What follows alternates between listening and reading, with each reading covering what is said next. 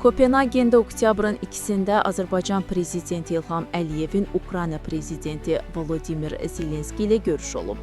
Gözaltı reporta istinədən xəbər verir ki, Ukrayna Prezidenti Ermənistanla Azərbaycan arasında sülh gündəliyi ilə bağlı Vaşinqtonda əldə olunmuş nəticələr münasibəti ilə dövlətimizin başçısına təbriklərini çatdırdı.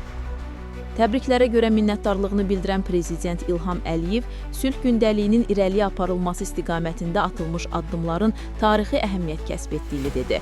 Dövlətimizin başçısı regionda davamlı sülhün təmin olunması üçün Azərbaycanın bundan sonra da səylərini davam etdirəcəyini vurğuladı.